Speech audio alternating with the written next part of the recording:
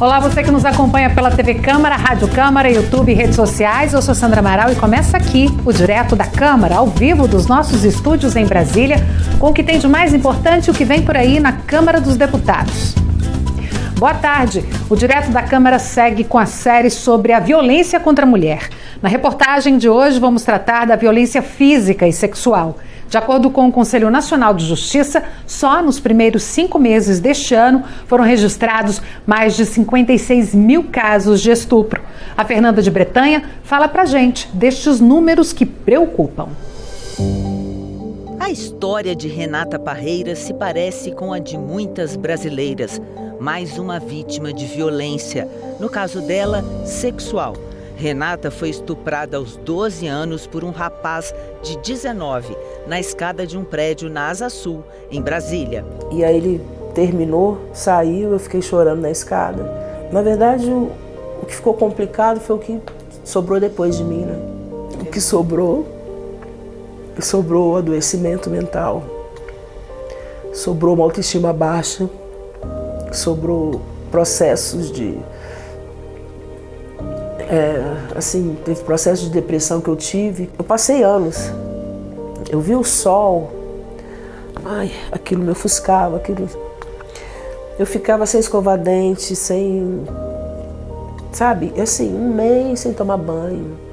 Um mês sem... Não comia, E medicação forte. E nesse período eu engordei mais de 50 quilos, né? Se eu for botar na ponta do lápis, acho que talvez uns 60.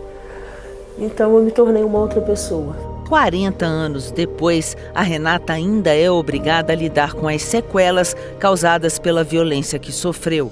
Histórias como a dela se repetem, com contornos diferentes no dia a dia de muitas mulheres Brasil afora. E os números nos confrontam com essa realidade. Só nos primeiros 5 meses de 2024, quase 57 mil casos de estupro foram registrados no país, de acordo com dados do Conselho Nacional de Justiça, o CNJ. E mais, foram abertas mais de 318 mil ações por violência doméstica e 5.200 processos por feminicídio, que é o assassinato de mulheres em situação de desigualdade de gênero.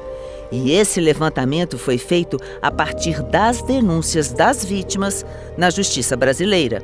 A Renata também foi vítima de uma tentativa de feminicídio, dessa vez do companheiro.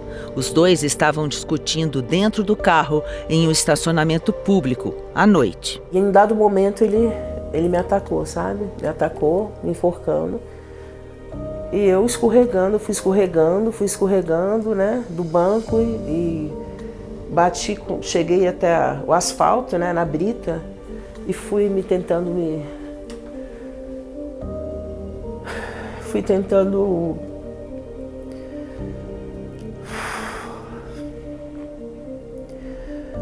assim, é muito triste, sabe? Porque eu não tinha mais ar, eu não conseguia mais respirar, eu não tinha mais força para lutar. E, na verdade, o que salvou a minha vida naquele momento foi um farol de um carro que me viu naquela situação, o cara me enforcando, eu praticamente sem ar. E ali, naquele momento, ele fez a curva rapidamente. Eu vou chamar ele de Fábio, que o nome é bem parecido. O Fábio, nesse momento, se assusta e larga do meu pescoço. A vítima de violência doméstica deve sempre prestar queixa à polícia. Você se identificou? Acha que pode estar sendo vítima de algum tipo de violência? Procure ajuda. O Ministério da Mulher, Família e Direitos Humanos oferece o número 180 para receber reclamações de violações contra as mulheres e encaminhá-las aos órgãos competentes. Você também pode registrar um crime aqui, na Delegacia Especializada da Mulher. É muito importante ela procurar ajuda, promover o registro da ocorrência policial, porque a partir desse momento ela vai estar acessando todo o sistema de justiça e também a rede de apoio e de proteção que nós temos disponíveis aqui no Distrito Federal. Então ela vai conseguir perceber que ela não está sozinha nessa situação e que ela pode se fortalecer através desses órgãos e dessa ajuda que ela pode obter naquilo que ela esteja precisando. Então, é necessário que essa vítima tenha esse apoio para poder seguir na sua vida, seguir em frente sem violência. Para a desembargadora Andréa Pachá, que participou de audiência pública na Comissão Mista de Combate à Violência contra a Mulher e que é escritora, autora do livro A Vida Não é Justa, é espantoso que a luta pelo direito à igualdade ainda tenha que mobilizar as mulheres. No ano de 2024, nós continuamos obrigadas a discutir o óbvio, que é o direito à igualdade, que não só é consagrado na Constituição, como nos constitui em humanidade. Então é uma sensação, ao mesmo tempo, feliz de estar entre as pessoas que se ocupam dessa pauta e que estão verdadeiramente na luta e no enfrentamento à violência, mas com essa dor, que é uma dor crônica, né, de perceber que é difícil vencer essa estrutura que nos aprisiona. A Renata Parreira se superou, se tornou numa ativista e trabalha com mulheres vítimas de violência doméstica, mulheres que sofreram tentativa de feminicídio, além de integrar o grupo Levante Feminista contra o feminicídio. Ela também participa de outros coletivos de defesa dos direitos das mulheres e dos negros. Um jeito de curar as feridas que ficaram depois das violências que sofreu. A Renata também é escritora e termina desabafando, contando parte de um poema que escreveu. A vida será essa? Não. A culpa não foi minha. A culpa não foi minha. A culpa não é do short, do vestido, do decote.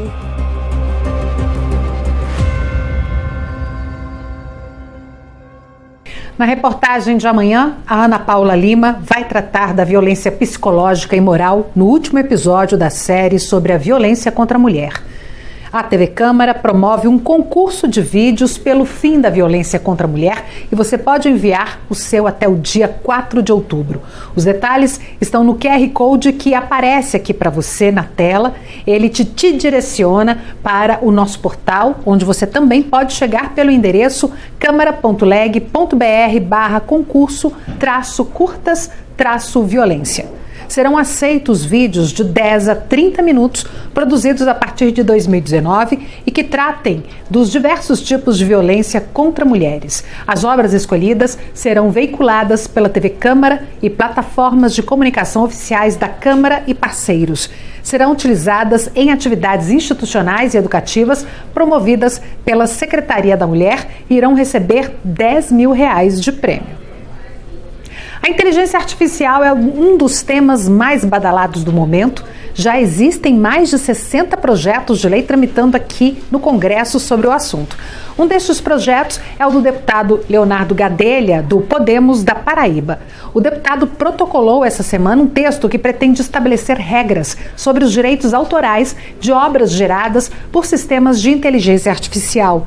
Ele falou sobre as linhas gerais da proposta na manhã de hoje, no programa Painel Eletrônico. A inventividade, o engenho humano é que dá esse caráter singular, original à produção. A inteligência artificial faz tão e exclusivamente a compilação dos dados que já foram produzidos por outros seres humanos.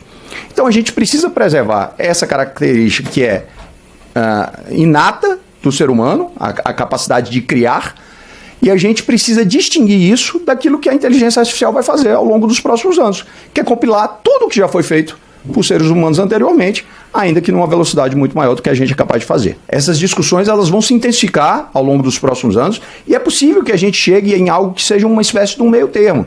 Por exemplo, se aquele que propôs o prompt, que deu o comando para a máquina, o fez de maneira criativa, inovadora, talvez ele possa ter algum tipo de domínio sobre essa informação, ainda que o resultado final não tenha sido obra do seu intelecto, do seu engenho. Estamos iniciando uma discussão que vai ser muito intensa ao longo dos próximos anos. Mas eu não tenho dúvidas que se a gente não colocar essas balizas agora, a gente corre o risco de perder as rédeas desse processo ao longo dos próximos anos. Há uma experiência inglesa mais recente no que diz respeito aos direitos autorais, que vai muito ao encontro daquilo que eu estou propondo aqui. As tecnologias de informação e comunicação, chamadas no passado de informática, têm mudado as nossas vidas, com reflexos também sobre a economia de todo o planeta. Ignorar é praticamente impossível, tanto para as pessoas como para as empresas e até os países. No Brasil não é diferente e uma nova lei tenta garantir que não fiquemos dependentes da importação dos componentes mais avançados. O Lincoln Macário explica pra gente, explica melhor. A cada dia nós estamos mais cercados de microchips. No computador, na TV, no carro ou ônibus que você usa, nos eletrodomésticos, sem falar no nosso inseparável celular, nos relógios digitais e agora até nos anéis inteligentes. Na indústria, os microchips recebem o nome do material do qual são feitos, os semicondutores, materiais que conduzem os impulsos elétricos da maneira que a engenharia desejar. Mas repare, no Brasil nós só conseguimos produzir, no máximo, 10% dos semicondutores que utilizamos. 90% são importados. Repito, 90% são importados, principalmente da China, Taiwan e Estados Unidos. Como o uso de semicondutores só tende a crescer, e nós já tivemos até uma crise mundial de carência de semicondutores durante a pandemia, o governo brasileiro e o Congresso construíram um programa de incentivos fiscais, ou seja, de redução de impostos para esse setor. É o Brasil Semicon, Lei 14.968, sancionada agora em setembro e que vai vigorar de 2025 a 2029. Eu lembro a você que os incentivos fiscais não podem ser concedidos por mais de 5 anos, para garantir que se avalie a eficácia da medida antes de renová-la. O Brasil Semicon vai reduzir os impostos para as empresas que investirem na pesquisa e no desenvolvimento de semicondutores. O relator da matéria na Câmara foi o deputado André Figueiredo, do PDT do Ceará, que insistiu na importância econômica e estratégica desse setor. Hoje a maior empresa do mundo vem justamente nessa área de semicondutores, que é a NVIDIA. Então, nosso país, notadamente a Zona Franca de Manaus, onde se concentra a maior parte da indústria de semicondutores, também se prepara para esses desafios. Esse é um daqueles assuntos que, apesar da importância, não gera muita repercussão, porque não tem polêmica, não tem lacração, não tem disputa entre governo e oposição. Tanto que o relator, o governista André Figueiredo, agradeceu a parceria com o autor, o oposicionista Capitão Alberto Neto, do PL do Amazonas, que agradeceu também ao colega, especialmente pela inclusão no relatório de novos prazos e regras do PADIS, um outro programa de incentivo ao setor de tecnologia que já existe desde 2007. É um polo muito importante para a Zona Franca de Manaus, que gera milhares de empregos. Nós acreditamos que é o emprego, que é o melhor programa social. Por isso que nós temos que investir cada vez mais em tecnologia, que traz emprego e renda para o nosso povo. Então fica esse agradecimento especial ao relator, que também acrescentou, que acatou a minha emenda de plenário, que trouxe um equilíbrio para a lei que está tanto na Zona Franca de Manaus, a lei de informática, como a que está fora da Zona Franca de Manaus. Essa emenda que o deputado Capitão Alberto Neto faz menção tenta estabelecer uma renovação automática até 2073 das leis de incentivo ao setor de informática ou tecnologia da informação, para usar a expressão mais moderna. Isso seria possível por meio de um dispositivo na Lei de Diretrizes Orçamentárias de todo ano de vencimento desses incentivos, ou seja, a cada 5 anos. O deputado Vitor Lippe, do PSDB de São Paulo, foi o maior defensor dessa medida. Nós temos 2 leis de informática no Brasil, a de Manaus e a do restante do Brasil. A de Manaus foi prorrogada por 50 anos. A que está fora de Manaus tem que também ter o mesmo tratamento, senão nós criamos um desequilíbrio. Ocorre que a prorrogação das regras gerais da Zona Franca de Manaus até 2073 foi feita por emenda constitucional. Não é o caso desses incentivos feitos por lei ordinária. Então, na sanção da nova lei, o presidente Lula vetou esse dispositivo da renovação facilitada, alegando que ele fere a legislação legislação. Mas eu te lembro que os vetos presidenciais podem ser derrubados. E aí caberá ao Executivo decidir se questiona a constitucionalidade do dispositivo lá no Supremo Tribunal Federal ou se aceita que a Lei de Diretrizes Orçamentárias autorize essas prorrogações de incentivos para o setor de informática a cada 5 anos. Apesar das chuvas no sul do país, boa parte do centro-oeste ainda tem problemas provocados pela estiagem e os focos de incêndio. Aqui na Câmara, projetos prevêem penas mais rígidas para quem provoca queimadas e para quem incentivar financeiramente as ações. É o que conta pra gente o Juliano Cartacho. A Amazônia concentra 50% dos focos de incêndios florestais deste ano, seguido do Cerrado com 32%, Pantanal com 10% e Mata Atlântica com 8%.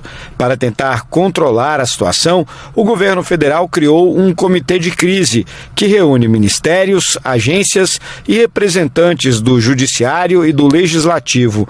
Na Câmara, diversos projetos sobre o tema foram apresentados. Um deles, de autoria do deputado Dorinaldo Malafaia, do PDT do Amapá, prevê penas mais rígidas para quem provoca as queimadas e para quem incentiva financeiramente as ações. De acordo com a proposta, no caso de incêndios criminosos, as penas podem chegar a 10 anos de prisão, além de multas pesadas. Nós temos uma situação grave em que o Parlamento brasileiro precisa se posicionar e mudar a regulação, a regulamentação. Então, diante disso, eu lancei um projeto de lei que estabelece um aumento de pena para esses crimes, que são crimes que atingem não só a população, mas também a fauna e a flora. Então, portanto, nós aumentamos essa tipificação, aumentamos essa dosimetria que sai de 2 para 4 anos e agora, com o projeto de lei, nós estabelecemos de 6 a 10 anos para exatamente coibir esse tipo de crime que, de fato, atinge fortemente toda a população e os biomas. O Ministério da Justiça, por meio da Polícia Federal, já abriu mais de 5.300 inquéritos sobre suspeitas de incêndios florestais criminosos, números agravados pela pior seca dos últimos 75 anos. No mapa divulgado pelo Centro Nacional de Monitoramento e Alertas de Desastres Naturais, dá para ver à esquerda, em marrom escuro, os municípios onde não chove há mais de 120 dias. Do lado direito, em vermelho, as regiões que bateram recorde de dias sem chuva. Neste ano, o Congresso Nacional já aprovou a Lei da Qualidade do Ar, em vigor desde maio, e a Lei de Manejo Integrado do Fogo, em agosto passado. Os parlamentares discutem ainda uma medida provisória que libera um crédito extra de 514 milhões de reais para combater os incêndios na Amazônia. A lei garante famílias acolhedoras devem ser prioridade para crianças sem lar. Mas entre o que está no papel e uma realidade mais afetuosa para essas crianças, ainda há muitos desafios a serem vencidos. O tema foi debatido aqui na Câmara dos Deputados e a Aline Castelo Branco resume os principais pontos. Em todo o Brasil, mais de 30 mil crianças e adolescentes estão fora de seus lares de origem, afastadas por motivos como violência, abandono ou a morte dos pais. A maioria está em orfanatos ou instituições semelhantes, porém cerca de 2.000 dessas crianças vivem em uma modalidade diferente de abrigo, as famílias acolhedoras. O programa oferece a crianças em situação de vulnerabilidade um ambiente familiar temporário, onde possam desenvolver laços afetivos. E por que o afeto é tão importante? As pesquisas apontam que crianças e adolescentes em famílias acolhedoras apresentam maior bem-estar e autoestima e melhores índices de desenvolvimento físico e de aprendizagem. E o mais importante, também ficam menos expostas a riscos de abuso físico e sexual. Desde 2009, essa modalidade de acolhimento é considerada prioritária por lei, mas ainda enfrenta desafios para se tornar mais comum. A Comissão de Direitos Humanos debateu a questão com especialistas. Júlia Salvagni é vice-presidente da organização Aconchego e conta como funciona o sistema de família acolhedora em Brasília, no Distrito Federal. Porque eu preciso que a família acolhedora ela se sinta respaldada, mas a equipe técnica não vai estar lá na casa dela todos os dias para trabalhar. Então eu vou precisar ver se essa família acolhedora ela tem uma rede de apoio, se ela suportes, se ela tem uma rede de saúde próxima e efetiva que atenda ela e a criança que ela acolhe, se o diálogo no município com a Secretaria de Educação ele é efetivo para garantir que essa criança frequente a escola. Então, o cuidado de uma criança ele é extremamente complexo. Ele é complexo numa casa e ele vai ser muito mais complexificado quando essa casa precisa estar em diálogo com o Estado. Como incentivar as famílias a estarem disponíveis para receber as crianças e adolescentes sem lar? Com a palavra, Débora Vigevani, do Conselho Nacional dos Direitos da Criança e do Adolescente. Se o Executivo de fato assumiu esse papel, o número de famílias acolhedoras se multiplicou em pouco tempo. Algumas estratégias de sucesso, né, que já foram utilizadas em alguns municípios, né, que aumentaram de forma relevante o número de famílias acolhedoras, são anúncios na parte traseira dos ônibus, né, que é conhecido como back bus, em jornais de transportes coletivos, entrevistas nas rádios, posts nas páginas digitais dos órgãos públicos, carro de som, divulgação de vídeos em grupos de WhatsApp, busca ativa de famílias com perfil indicadas por agentes públicos. Então, às vezes, o serviço de saúde indica uma família que pode ter o perfil e aí a equipe pode buscar e conhecer melhor para ver se essa família pode participar do serviço. Élida Santin, coordenadora do Sistema de Famílias Acolhedoras no município de Sapopema, no Paraná, contou as vantagens de terem substituído os abrigos institucionais, chamados de casa-lar, por famílias acolhedoras. O acolhimento familiar tem um custo menor do que o acolhimento institucional, do que a gente tem no nosso município. Então, o atendimento da criança e do adolescente em um ambiente mais familiar, uma atenção individualizado, mais afeto, mais carinho para essa criança, a convivência comunitária é melhor. Não tem aquela criança que está sendo levada para atendimento médico no carro da casa-lar. Não, vai no carro da família. Antes, não, o município pequeno sabia que aquela criança estava em casa-lar. Hoje em dia, lá ninguém nem sabe quem está em acolhimento, porque está na casa da família, é o tio, a tia, então é muito melhor. Onde mora? Antes a gente falava, mora na casa-lar. Agora não, agora mora na tia tal, né? Então é totalmente diferente. E como espalhar por todo o país essa política pública de acolhimento? Renata Gil, do Conselho Nacional de Justiça, aponta caminhos. Eu trago um projeto que foi muito bem sucedido e acho que a gente pode pensar para frente. Foi o projeto Antes que Aconteça, da senadora Daniela Ribeiro, que agora destinou parte do orçamento público especificamente para o combate ao feminicídio. Talvez nós precisemos, né, em algum momento desses enfrentamentos, de trabalhar um pouco nas comissões de orçamento, sejam elas as nacionais, a nacional, as estaduais ou as municipais, para destinar verbas que sejam específicas para projetos que atendem, né, esses grupos vulneráveis todos. Está terminando mais um Direto da Câmara. Te convido a acessar sempre o portal câmara.leg.br, onde você encontra tudo sobre os debates e votações, todas as proposições, a prestação de contas do seu deputado e muito mais. Lá também está todo o nosso conteúdo audiovisual, que você acessa pelo link cd.leg.br/YouTube. Eu sou Sandra Amaral, para você uma boa tarde. Tchau!